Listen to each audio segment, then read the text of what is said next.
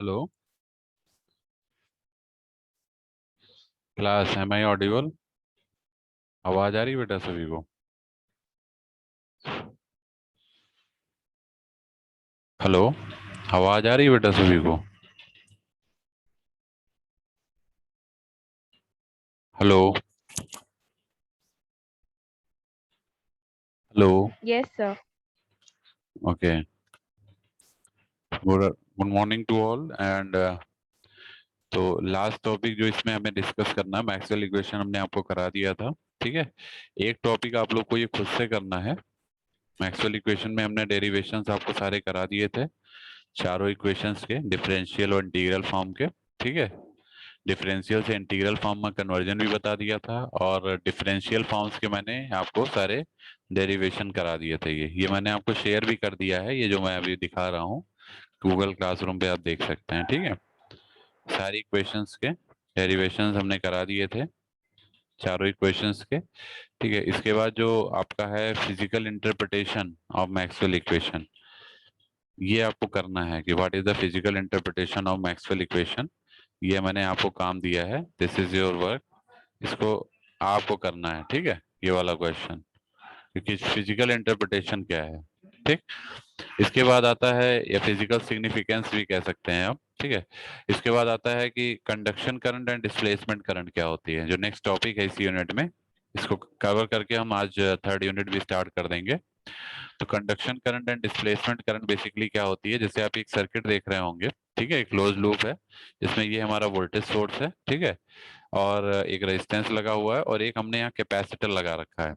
Capacitor के बीच में आप देखते होंगे जो प्लेट्स होती हैं, पॉजिटिव प्लेट और नेगेटिव प्लेट, इनके बीच में एक डाइलेक्ट्रिक मीडियम होता है जो कि डिसकंटिन्यूटी को शो करता है। ठीक है, क्योंकि चार्जेस जो स्टोर होते हैं वो कैपेसिटर की प्लेट्स पे होते हैं, ना कि बीच में होते हैं। तो चार्ज क्या होता है, चार्ज डिस्प्लेस होता है कहाँ से, एक प्लेट से दूसरे प्लेट पे, मतलब पॉजिटिव से नेगेटिव या नेगेटिव से पॉजिटिव। तो चार्ज का बेसिकली डिस्प्लेसमेंट होता है। ठीक है।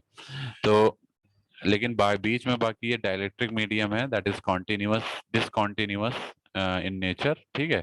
तो इस पूरे सर्किट में आपकी दो करंट फ्लो करेंगी।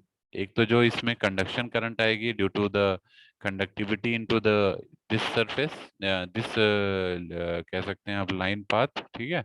और दूसरी जो कॉन्टिन्यूटी आएगी वो इसके अंदर हम निकालेंगे, कि जो हमारी कैपेसिटर प्लेट्स है उसके बीच में कॉन्टिन्यूटी हमें कैसे मिलेगी। तो वो हमें जो मिलेगी वो डिस्प्लेसमेंट करंट से मिलेगी।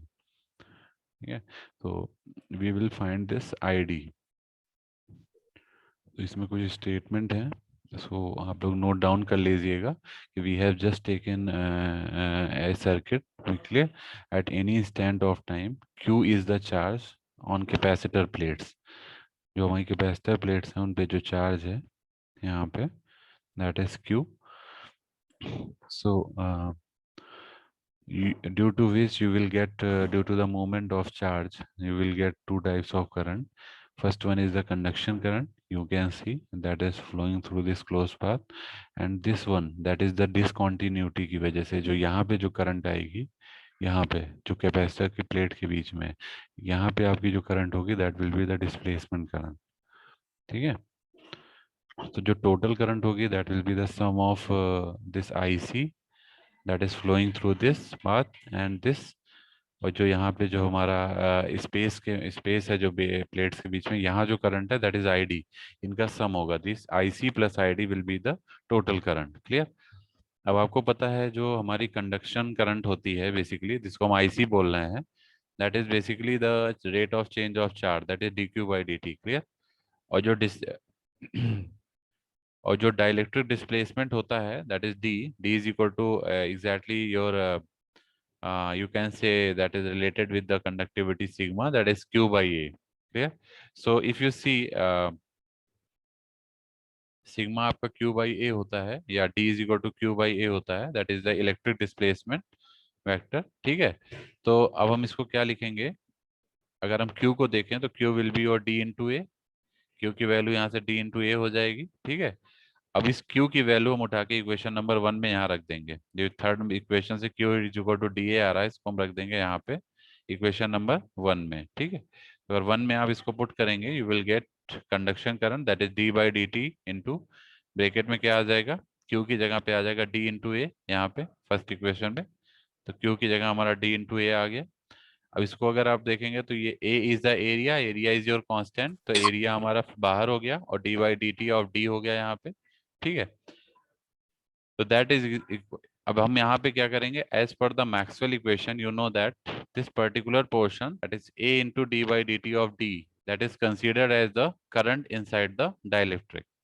यही है जो पोर्शन हमारा जो इनसाइड द डाइलेक्ट्रिक है, जो करंट है। ठीक है, इसको हम लोग आईडी बोलेंगे, that is ID, that is A D by D T of D. Clear? So you can see now this is your ID. So अगर हम जेडी निकालते हैं, that is the displacement current density, so JD will be the I upon A होता है, J is equal to I upon A. तो displacement current density is equal to normal current upon A. और ID की value क्या है, ID is your A into D by D T of D, this is your ID, that is displacement current. ठीक है, तो इसकी जगह हमने आईडी की जगह ये रख दिया, अपॉन ए कर दिया, ए से ए कैंसिल हो गया, तो ये आ गया D by D T of D. Clear? और यही जो है आपका डिस्प्लेसमेंट करंट है, that is J D, current density, sorry displacement current density, that is del D by del T. ठीक है, तो तो ये जो है, जो हमारा डिस्प्लेसमेंट करंट होता है, ये बेसिकली स्पेस के साथ वेरी करता है, ये ध्यान रखिएगा। That is J D is equal to del D, del by del T of D, that vary with the space. Clear? अब अगर आप अब एक और टर्म है, ratio of conduction current density to displacement current density, ये भी paper में पूछा जाता है कि what are the, find the ratio of conduction current density to the displacement current density. तो कंडक्शन करंट आपका नॉर्मली सिग्मा इंटू ई होता है। ठीक है, that is your conduction current density, that is sigma into E. ठीक है, और अगर इसको फेजर फॉर्म में लिखेंगे तो ई की वैल्यू हम फेजर फॉर्म में लिख सकते हैं, E is equal to E naught into E की power J omega T, that is the in angular form. ठीक है, तो ये ई की वैल्यू हम यहाँ रख देंगे, that is E into E naught into E की पावर जे ओमेगा टी। तो आपका जे सी जो हो जाएगा, that is conduction current density will be sigma into E naught into E की power J omega T, that is equation number 2। ठीक है, now you know that the displacement current density, that is J D is equal to del D by del T होता है, अभी हम पीछे देखा हमने यहाँ से, that is displacement current density is del D by del T. ठीक है, तो यही वैल्यू हम उठा के यहाँ पे रख देंगे। ठीक है, सो एक मिनट रुक जाइएगा, इसको मैं हटा देता हूँ। ओके, तो यही वैल्यू हम उठा के यहाँ पे रख देंगे। ठीक है, तो देखिए जो हमने J D del D by del T होता है, और डी की वैल्यू होती है एप्सिलॉन इनटू ई। ये आप जानते हैं डिस्प्लेसमेंट फ्लक्स डेंसिटी जो होता है, या electric flux density, D is equal to epsilon into E होता है। एप्सिलॉन को अगर आप ई की वैल्यू यहाँ से देखेंगे तो ई की वैल्यू आपकी क्या है, ई नॉट, ई की वैल्यू है ई नॉट इंटू ई की पावर जे ओमेगा टी, ये हम यहाँ रख देंगे। तो ये हमारा आ जाएगा एप्सिलॉन इंटू ई नॉट बाहर हो गया एप्सिलॉन के साथ, और D by D T of E की पावर जे ओमेगा टी आ गया।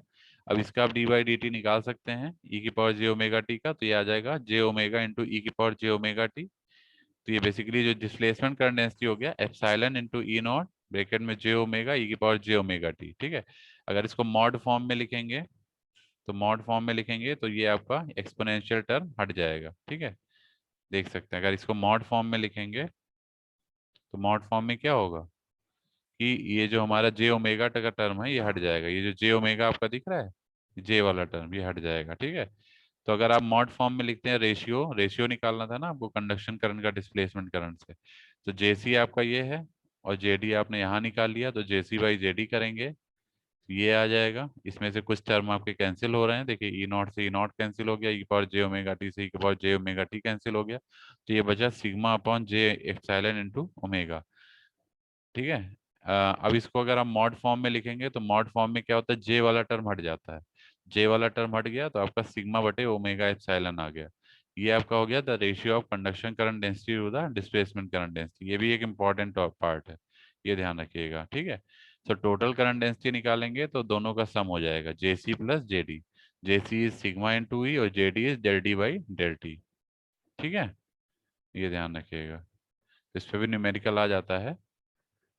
ये हमने एक न्यूमेरिकल दिया था, ये आप लोग को करना था, मैंने बोला था पिछले आपके लेक्चर में नहीं, दूसरे लेक्चर में हमने बोला था एक न्यूमेरिकल है, ये आप लोग को ये करना है। देख लीजिए, एक सर्कुलर क्रॉस सेक्शनल कंडक्टर दिया है जिसकी रेडियस 2 mm है, that carries A current of this into this, clear? 2.5 sine 5 into 10 to the power 8 t microampere. Then what is the amplitude of displacement current if sigma is given and epsilon r is given? तो आपको amplitude निकालना में JD निकालना है, ठीक है, mod form में। तो ये कैसे निकालेंगे, बताइए कैसे निकालेंगे? सर्कुलर क्रॉस सेक्शनल एरिया आपको दिया है, ठीक है, कोई बताएगा कैसे निकलेगा? हेलो, इसको कैसे सॉल्व करेंगे बेटा, बताएगा कोई? अभी हमने पीछे बता दिया है, ये क्वेश्चन आप ही को करना है, इसको कैसे सॉल्व करेंगे? आपको डिस्प्लेसमेंट करंट निकालनी है।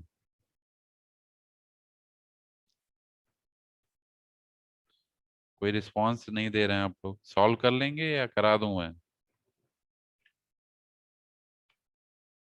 हेलो,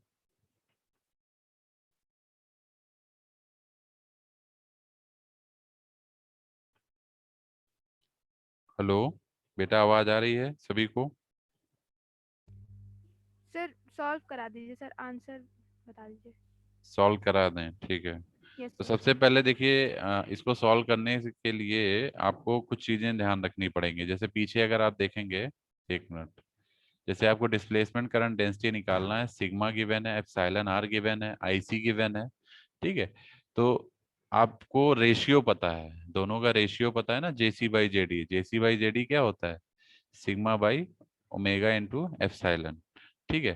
तो अगर आप जेसी निकाल लें, जेसी, जेडी आपको निकालना है, जेसी निकाल लें, ठीक है। सिग्मा आपको गिवन है, देख लीजिए क्वेश्चन में सिग्मा गिवन है, ठीक है। एप्सिलॉन के लिए epsilon R into epsilon naught कर देंगे तो एप्सिलॉन आ जाएगा, ठीक है। और ओमेगा, ओमेगा आपको निकालना है, तो ओमेगा कैसे निकालेंगे, बताइए, ओमेगा कैसे निकालेंगे,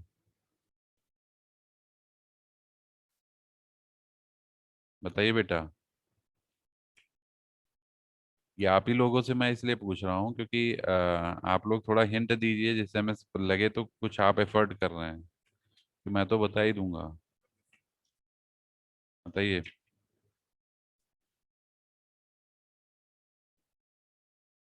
सर थोड़ा, इक्वेशन से निकलेगा वो। हाँ कैसे निकलेगा वही जानना चाह रहा हूँ मैं।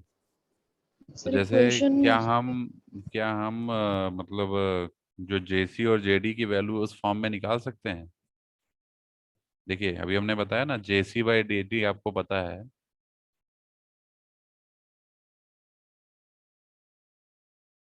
जेसी by JD, JC by JD, ये क्या है? सिग्मा बाई ओमेगा एप्सिलॉन, अभी हमने डिराइव करा है पीछे, ठीक। रेशियो दोनों का, कंडक्शन करंट का डिस्प्लेसमेंट करंट से। इसको हम लिख सकते हैं सिग्मा बाई ओमेगा, एप्सिलॉन को लिख सकते हैं epsilon naught into epsilon R, ठीक है। तो ये आपका निकल आएगा, सिग्मा आपको पता है 35 into 10 to the power 6, mega दिया हुआ है ना, मेगा, मेगा में दिया हो तो 10 की पावर 6 हो जाएगा अपॉन ओमेगा। ओमेगा की वैल्यू क्या रखेंगे, ओमेगा क्या रखेंगे बेटा? ओमेगा यहाँ से मिलेगा, सर ये देखिए। 5 हम्म, आईसी की वैल्यू देखिए, IC is equal to I naught sine omega T है ना, इसको कंपेयर करिए, देखिए IC is equal to I naught sine omega T दिया है ना, ये आपका ओमेगा है। Are you getting my point, समझ में आ रहा है? If you compare this equation, IC is equal to 2.5 sine 5 into 10 to the power 8 t micro ampere, ठीक है। तो अगर आप इसको कंपेयर करेंगे तो ये हो जाएगा IC is equal to I naught sine omega T, आएगा नहीं आएगा बताइए? तो ओमेगा की वैल्यू क्या आ जाएगी, 5 into 10 to the power 8 hertz आ जाएगी, बताइए, आ जाएगी नहीं आ जाएगी? हेलो, आएगा कि नहीं आएगा? कोई आवाज नहीं आ रही है बेटा।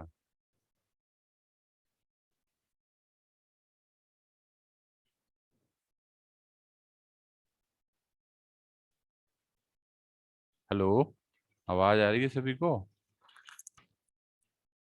एप्सिलॉन नॉट की वैल्यू क्या रखेंगे? एप्सिलॉन नॉट हो जाएगा आपका 8.854 इंटू 10⁻12। ठीक है, और इंटू एप्सिलॉन आर की वैल्यू आपको 1 गिवन है, देख सकते हैं एप्सिलॉन आर 1 गिवन। इसको सॉल्व कर लीजिए। तो इफ यू सॉल्व दिस,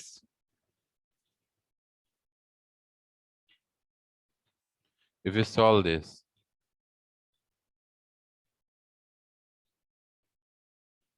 तो यहाँ से मिल जाएगा JC by JD is equal to, if you solve this above equation you will get 79.09 into 10 to the power 8। ठीक है, 79.09 into 10 to the power 8, यही आएगा? बताइए, तो सॉल्व करके देख लीजिए, रेशियो यही आएगा। ठीक है, अब आपको क्या करना है, आपको पता है फर्दर, आप जानते हैं कि जो हमारा JC होता है ये बेसिकली IC बाई एरिया होता है, IC बाई एरिया। और IC आपको पता है, IC की जो मैग्नीट्यूड वैल्यू है वो 2.5 है, ये सभी को पता है।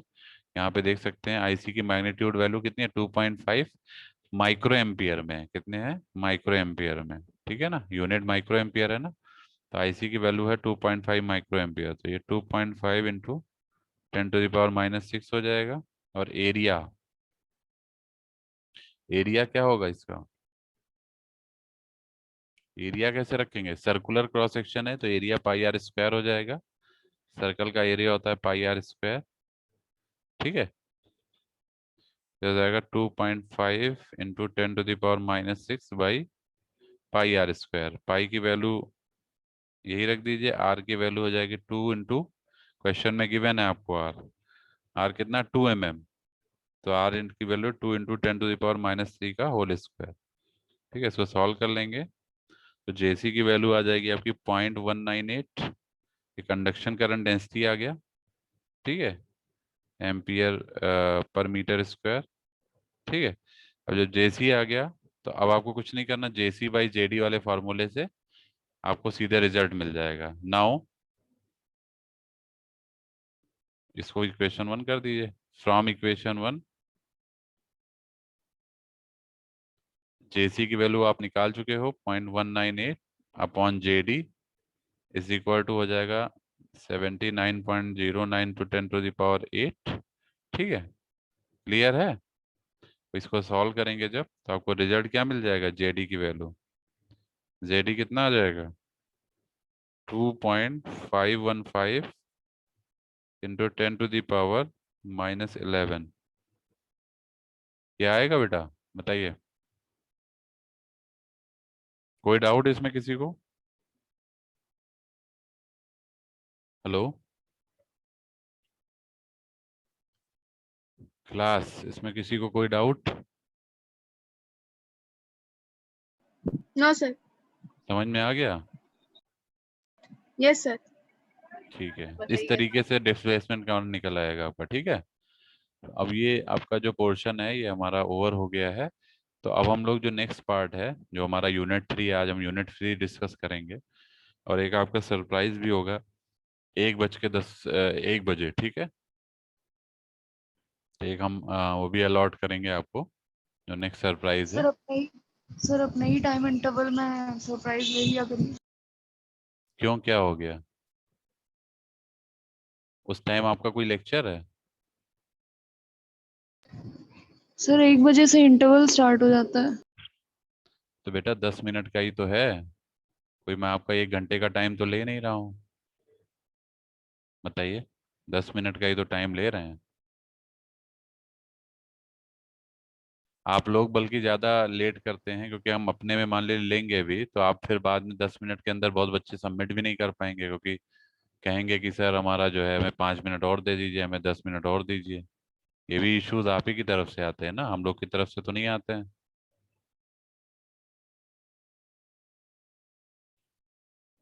ठीक है, इस बार दे दीजिए, अगली बार से हम अपने में ही इसको यूटिलाइज कर लेंगे। ठीक है, जो भी है। ओके सो देखिए बहुत ज़्यादा टाइम नहीं लगता है, बहुत छोटे छोटे क्वेश्चंस हैं, 5 मिनट्स के अंदर हो जाते हैं। अगर आपको आते हैं तो, नहीं आते हैं तो आप नहीं कर पाएंगे। 5 मिनट के हम आपको 20 मिनट दे देंगे तो भी नहीं कर पाएंगे। ठीक है, तो उसमें कुछ नहीं करना है, आपको लिखना है एक पेज पे, नाम रोल नंबर डालना है, इसको फोटो खींचना है, अटैच कर देना है, इतना ही काम तो करना होता है। एक पेज से ज़्यादा बड़ा कोई क्वेश्चन ही नहीं है, एक पेज के अंदर अंदर ही सारे क्वेश्चन हो जाते हैं। चलिए खैर जो भी है, हम लोग am I audible to all? Hello? Yes sir. Yes sir. चलिए, तो आज हम लोग जो नेक्स्ट जो हमारी यूनिट है, देखिए जो सेकेंड यूनिट है बहुत इंपॉर्टेंट है, ये ध्यान रखिएगा। इसमें आपकी मैक्सवेल्स इक्वेशंस आती हैं। मैक्सवेल इक्वेशन डायरेक्टली पेपर में पूछी जाती हैं कि what is Maxwell equation regarding your GATE examination, it is very important. ठीक है, तो मैक्सवेल इक्वेशन पे थोड़ा फोकस करिएगा। ये हो गया आपका इलेक्ट्रोस्टैटिक में, और भी बहुत सारी चीज़ें, गॉस लॉ है, कॉन्टिन्यूटी इक्वेशन है। न्यूमेरिकल जो है हम आपको ट्यूटोरियल में कराएंगे। ठीक है, कुछ एक्स्ट्रा न्यूमेरिकल भी कराएंगे जो वेरी इंपॉर्टेंट हैं। ठीक है, एग्जाम से रिलेटेड आपके वो सब हम करा देंगे। ठीक है, तो अब जो हमारा नेक्स्ट चैप मतलब यूनिट है, that is your antenna fundamentals. ठीक है, इसमें आपको पहली जो थर्ड यूनिट में आपको एंटीना से रिलेटेड अब आपको पढ़ना है, तो वो फंडामेंटल पोर्शन है। ठीक है, अब थर्ड फोर्थ फिफ्थ आपकी पूरी एंटीना पे ही बेस्ड है। ठीक है, क्लियर? तो सबसे पहले हम लोग एंटीना फंडामेंटल पढ़ेंगे, इसके बाद हम लोग डेप्थ में जाएंगे, इसके डिटेल में। ठीक है, जो कि आपका एंटीना डिजाइन है वो आपका फोर्थ यूनिट में कवर होगा। फिर प्रोपागेशन का पार्ट आपका फिफ्थ यूनिट में कवर होगा। ठीक है, कैसे हमारे प्रोपागेशन होता है। ठीक है, तो सबसे पहले हम लोग फंडामेंटल्स वाला पोर्शन कवर करेंगे थर्ड यूनिट में, जिसमें बेसिक चीजें आएंगी कि एंटीना होता क्या है, एंटीना पैरामीटर्स क्या है, प्रॉपर्टीज क्या है, ये सारी चीजें हमारी इसमें कवर होंगी। ठीक है, तो सबसे पहले आप लोग देख रहे होंगे स्क्रीन पे कि एंटीना के बारे में गिवन है कि एंटीना होता क्या है। Antenna is basically a transducer. Antenna क्या है? ये बेसिकली एक ट्रांसड्यूसर होता है which converts your radio frequency in, ठीक है, आरएफ सिग्नल जो होता है इलेक्ट्रिक, जिसमें इलेक्ट्रिकल करंट के थ्रू आपको जो आरएफ सिग्नल मिलता है, उसको इलेक्ट्रोमैग्नेटिक वेव में कन्वर्ट करता है। फ्रीक्वेंसी में कोई चेंज नहीं आएगा, ये ध्यान रखिएगा। ऐसा नहीं कि फ्रीक्वेंसी बढ़ जाएगी। ठीक है, तो एग्जैक्टली एक ट्रांसड्यूसर की तरह काम करता है, जो वन फॉर्म ऑफ एनर्जी को अनदर फॉर्म ऑफ एनर्जी में कन्वर्ट करता है, इसलिए इसको हम ट्रांसड्यूसर बोल रहे हैं। क्या, ट्रांसड्यूसर का बेसिक फंक्शन भी यही है, it just convert one form of energy into another form of energy. ठीक है, and you know that as the RF signal is converted into electromagnetic wave, so both electromagnetic waves के अंदर आपका दोनों component होते हैं, इलेक्ट्रिक फील्ड और magnetic field.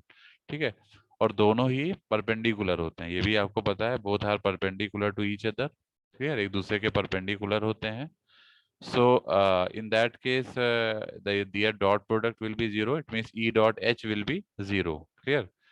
And जो इलेक्ट्रोमैग्नेटिक वेव आपका जो ट्रांसमिट होता है एयर में, ठीक है, उसमें आपकी जो इंफॉर्मेशन सिग्नल होते हैं वो प्रेजेंट होते हैं। ठीक है, like from transmitter to receiver, जो भी आपका ईएम वेव ट्रांसमीटर से ट्रांसमिट हुआ through space and receiving antenna पे, तो उसके में हमारा इंफॉर्मेशन सिग्नल प्रेजेंट रहता है। ये आप बगल में देख सकते हैं कि हमने डायग्राम भी बनाया है। ठीक है, जिसमें आप देख रहे होंगे कि फील्ड कंपोनेंट जो है हमारा, डायरेक्शन जो है, पैटर्न डायरेक्शन, डायरेक्शनल पैटर्न जो है वो हमारा क्या क्लॉकवाइज है। ठीक है, तो ये आप देख सकते हैं clockwise as well as anti clockwise, दोनों ही डायरेक्शन में हमारी फील्ड प्रोड्यूस होती है। ठीक है, ठीक है, तो ये हमारा कुछ बेसिक फंडामेंटल डेफिनेशन हो गई। इसकी कुछ और भी डेफिनेशन है, जैसे एक तो यही डेफिनेशन हो गई जो मैंने बताया। बाकी antenna is also termed as the impedance matching device. एक बहुत इंपॉर्टेंट पार्ट है कि एंटीना को, ये प्रॉपर्टी में भी इसके कवर होगा या फंक्शन में भी कवर होगा इसके। ठीक है, कि एंटीना को हम लोग as a impedance matching device use करते हैं। Impedance, you know that it is a complex quantity like Z. Z को हम इम्पीडेंस बोलते हैं। ठीक है, आप लोगों ने नेटवर्क में ही पढ़ा होगा, इलेक्ट्रिकल में ही पढ़ा होगा। ठीक है, impedance is represented by Z. एक इनपुट इम्पीडेंस होता है, एक आउटपुट इम्पीडेंस होता है। इनपुट इम्पीडेंस को जेड इन से रिप्रेजेंट करते हैं, आउटपुट इम्पीडेंस को जेड नॉट से रिप्रेजेंट करते हैं, ठीक है। तो बेसिकली इनपुट इम्पीडेंस जो ट्रांसमीटर साइड पे होता है उसको output impedance that is receiving side that is Z not से मैच कराने का काम करता है एंटीना, ठीक है। तो ये भी एक एंटीना की एक प्रॉपर्टी होती है to match the input impedance with the output impedance, ठीक है। ये बेसिकली एज ए कपलर भी काम करता है, कपलर की तरह भी एंटीना काम करता है किसके बीच में, ट्रांसमीटिंग लाइन और स्पेस के बीच में, ठीक है। जैसे ट्रांसमीटर से स्पेस के बीच में जो ट्रांसमिशन हो रहा है उसमें कपलिंग प्रोवाइड करता है, मीन्स दोनों को अटैच करता है एक तरह से, स्पेस को ट्रांसमीटर सिस्टम से, या वाइस वर्सा भी है, अपोजिट भी इसका फॉलो होगा, ठीक है। तो एक कपलर की तरह भी काम करता है, जो कपलिंग डिवाइस जो होते हैं जो एक सिग्नल को दूसरे से मीट कराते हैं, ठीक है। इसको हम as a source of radiator, source या रेडिएटर भी कह सकते हैं इलेक्ट्रोमैग्नेटिक वेव का। इसको हम as a sensor of electromagnetic wave भी कह सकते हैं एंटीना को, ठीक है। Antenna works as a sensor of electromagnetic wave, ठीक है। एज ए ट्रांसड्यूसर काम करता है, as a impedance matching device काम करता है। ये सब एंटीना के बेसिक कुछ फंडामेंटल चीजें हैं, ठीक है। एज ए कपलर काम करता है, ये भी मैंने बता ही दिया है। कुछ फंक्शंस हैं एंटीना के जो कि इंपॉर्टेंट हैं, like it is use as a, आपको दिख भी रहा होगा स्क्रीन पे, it is use as a, screen सभी को शेयर हो रही है बेटा, ये स्क्रीन शेयर यस हो सर। रही है। हाँ, तो ये देखिए कुछ फंडामेंटल बहुत इंपॉर्टेंट पार्ट हैं ये, दो दो नंबर में क्वेश्चन पूछ लिया जाता है, ठीक है। दो दो नंबर में क्वेश्चन आ जाते हैं। What are the functions of antenna, antenna के फंक्शन क्या हैं।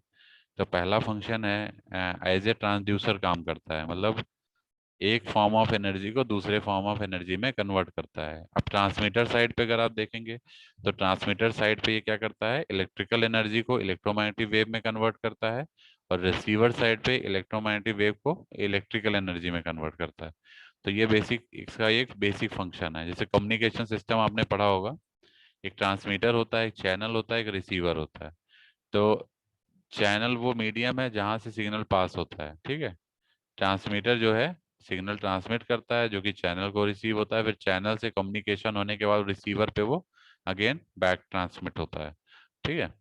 तो रिसीवर क्या करता है, जो इलेक्ट्रोमैग्नेटिक वेव है जो स्पेस में ट्रेवल हो रहा है थ्रू चैनल, उसको इलेक्ट्रिकल एनर्जी में बैक कन्वर्ट कर देता है, ठीक है। तो ये है। दूसरा इसका मेन फंक्शन है कि इसको हम as a impedance matching device use करते हैं, ये भी हमने बताया ही है आपको, ये एक इम्पॉर्टेंट पार्ट है, ठीक है। थर्ड जो फंक्शन है, it is use to direct radiate energy in desire direction. मतलब स्पेक्ट्रम जो इसका मिलता है, जैसे एंटीना अपना एक स्पेक्ट्रम प्रोड्यूस करता है, ठीक है, किसी भी डायरेक्शन में। ओमनी डायरेक्शनल एंटीना भी होता है जो चारों तरफ पैटर्न देता है, एक डायरेक्शनल एंटीना भी होता है जो एक ही डायरेक्शन में आपको कोई, है ना, पैटर्न देगा, ठीक है।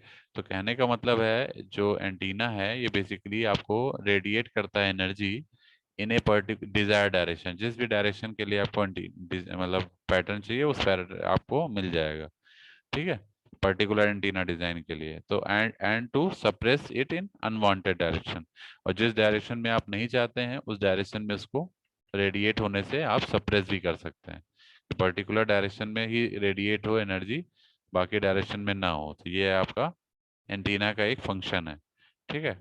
ये भी आप कर सकते हैं ट्यूनिंग के थ्रू। जो नेक्स्ट है आपका, it is use to sense the presence of EM waves. ये क्या करता है, ये इलेक्ट्रोमैग्नेटिक वेव की प्रेजेंस को भी सेंस करता है, ठीक है, कि जो स्पेस में हमारी ईएम वेव प्रेजेंट है उसकी मतलब प्रेजेंस को भी सेंस करता है, ठीक है। Next point, it is use as a temperature sensor. Temperature को भी सेंस करने के लिए हमारा एंटीना हमारा वर्क करता है एज ए टेम्परेचर सेंसर, ठीक है। कितना टेम्परेचर है ये भी आपको बताएगा। इसके बाद कुछ प्रॉपर्टीज हैं एंटीना की जो कि इंपॉर्टेंट है। पहली प्रॉपर्टी है कि एक identical impedance, it has an identical impedance. Identical का मतलब होता है सेम इम्पीडेंस रखना, ट्रांसमीटर रिसीवर, क्योंकि इम्पीडेंस मैचिंग का काम करता है इसलिए इम्पीडेंस आपका सेम रहता है, as well as input side as well as output side. तो आइडेंटिकल इम्पीडेंस होता है इसमें। when used for transmitting and receiving purposes. So this property is basically known as equality of impedance. Equality of impedances. This is the property of antenna. जो second point है, it has identical directional characteristics.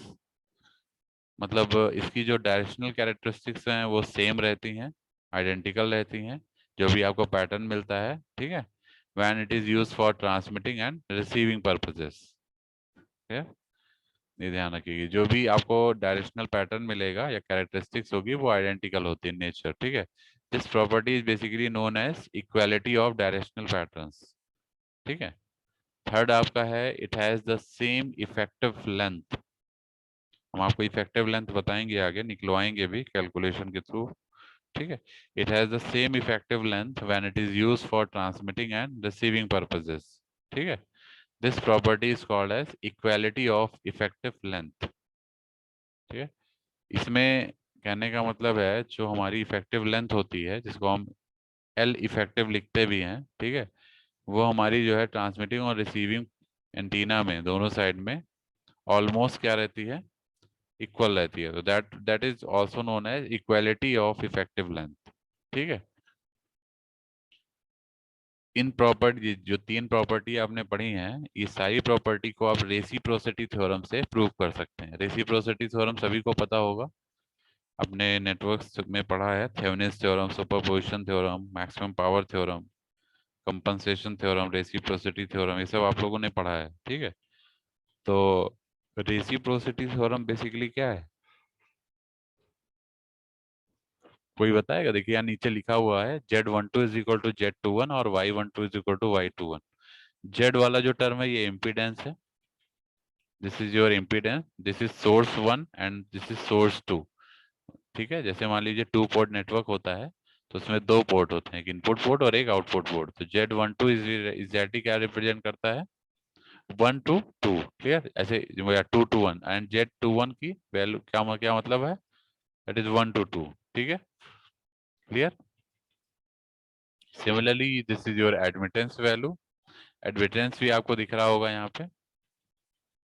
Admittance को हम लोग Y से represent करते हैं और impedance को Z से रिप्रेजेंट करते हैं, क्लियर। ये भी ध्यान रखना है आप लोग को, ठीक है बेटा, क्लियर है सभी को।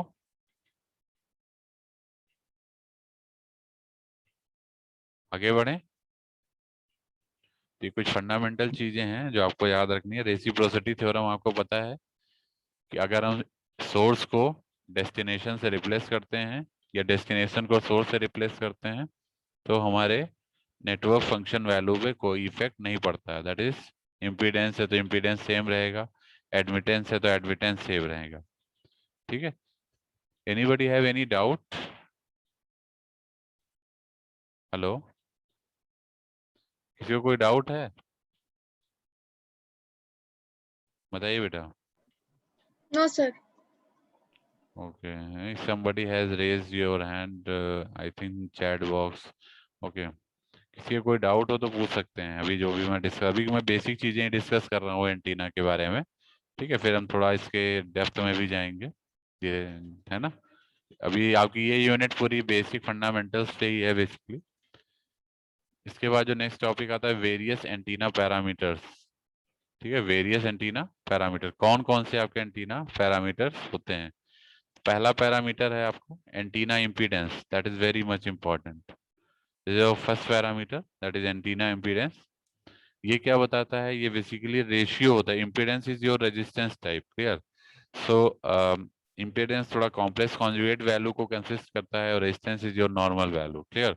सो अगर आप देखेंगे एंटीना इम्पीडेंस, इसको हम ZA से रिप्रेजेंट करते हैं। ए का मतलब होता है एंटीना, Z का मतलब इम्पीडेंस। ये बेसिकली रेशियो होता है इनपुट वोल्टेज का इनपुट करंट से, that is VI upon II, ठीक है। अब आप वो ZA की बात करें हैं तो ZA आपका एक कॉम्प्लेक्स क्वांटिटी है जिसकी वैल्यू होती है RA प्लस JX से। Z इज इक्वल टू, अभी मैंने बताया भी था, this is a complex quantity that is RA plus JX से। RA क्या होता है, RA is the resistive part, antenna का रेजिस्टिव पार्ट है ये। इसकी वैल्यू होती है RL प्लस RR। जो RA होता है, देख सकते हैं आप लोग, हमने नीचे लिखा भी है, RA is further equal to what, RL plus RR। RL is your losses in antenna, ठीक है, और RR क्या है, रेडिएशन रेजिस्टेंस, ठीक है। दिस इज, ये इसको आप बोल सकते हैं लॉस रेजिस्टेंस, ठीक है, जो लॉसेस क्रिएट होते हैं, और ये आपका एक तरह से RR जो है ये रेडिएशन रेजिस्टेंस है, और ये दोनों का सम जो है वो रेजिस्टिव जो RA है एंटीना रेजिस्टेंस के बराबर होता है, ठीक है। ये जो XA है, XA क्या है, JXA, XA is the reactive part of the field, ठीक है, that is around the antenna, antenna के अराउंड जो रिएक्टिव पार्ट है दैट इज योर XA, ठीक है, क्लियर। इसका जो नेक्स्ट टॉपिक है दैट इज रेडिएशन रेजिस्टेंस। अगर हम लोग रेडिएशन रेजिस्टेंस की बात करें तो इसको हम लोग RR से रिप्रेजेंट करते हैं, ठीक है। अभी हमने बताया था ना, ये देखिए जो ये आपका रेडिएशन रेजिस्टेंस है दैट इज योर RR, यहाँ पे भी देख सकते हैं, ठीक है, यही टर्म। इसको अगर हम देखें तो ये क्या होता है, it is defined as the fictitious और hypothetical resistance that would dissipate an amount of power equal to the radiated power, ठीक है, ये इसकी डेफिनेशन है। बेसिकली जो रेडिएशन रेजिस्टेंस है that is a hypothetical resistance जो बेसिकली आपका डिसिपेट करता है पावर को, बताता है कि कितना अमाउंट ऑफ पावर डिसिपेट हो रही है, और वो आपकी इक्वल होगी किसके, रेडिएटेड पावर की, ठीक है। इसका मैथमेटिकल फॉर्मुलेशन अगर आप देखें, if you see the mathematical formulation, तो it is RR is equal to power radiated upon IRMS square, ठीक है। अब जो भी यहाँ पावर रेडिएट हो रही होगी उसको AC करंट, IRMS का मतलब होता है AC करंट, ठीक है, DC को IDC बोलते हैं, RMS को AC करंट बोलते हैं, ठीक है, DC को एवरेज करंट बोलते हैं। तो यहाँ मैं DC की बात नहीं कर रहा हूँ, यहाँ मैं AC करंट की बात कर रहा हूँ जिसको हम IRMS से भी रिप्रेजेंट करते हैं, ठीक है। तो जो भी आपका रेडिएशन रेजिस्टेंस आएगा that will be the power radiated upon IRMS square, ठीक है, मींस AC करंट का square. This is the mathematical formulation of radiation resistance. Then the third parameter, ये दो पैरामीटर आपके हो गए, फर्स्ट एंड सेकेंड, ठीक है, क्लियर है सभी को। बल्कि इसकी नंबरिंग कर दीजिएगा कि इसमें कंफ्यूजन ना रहे। एक मिनट में इसको नंबरिंग कर देता हूँ क्योंकि हम आगे भी नंबरिंग ही फॉलो कर रहे हैं, ठीक है। पहला ये आपका हो गया 1, this is your 1, this is your 2, ठीक है, ये ध्यान रखिएगा, दिस इज योर फर्स्ट, ठीक, एक minute, this is your first number and this is your second number,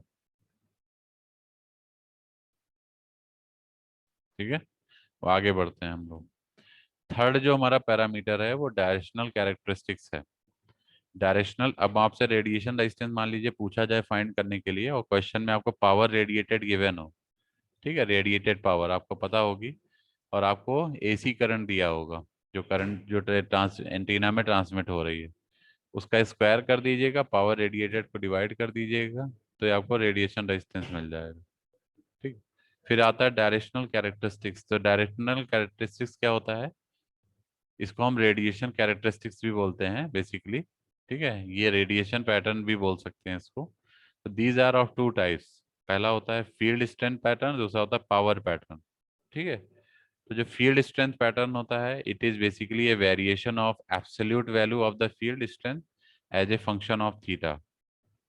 इसके डेफिनेशन पार्ट है कि बेसिकली ये क्या है, it is a variation of absolute value of the field strength, मतलब जो उसकी एब्सोल्यूट वैल्यू है फील्ड स्ट्रेंथ की that is your theta, sorry हाँ है ना, electric field test that is E का as a function of theta, theta is this function, ठीक है। तो इसका field intensity with respect to theta में क्या वेरिएशन हो रहा है that is your field strength pattern, ठीक है। अगर पावर पैटर्न की बात करें जो सेकंड पॉइंट इसी के अंदर है डायरेक्शनल कैरेक्टरिस्टिक्स में, that is power pattern, it is again the variation of radiated power that is with respect to theta, ठीक है। तो radiated power is your P, इसको हम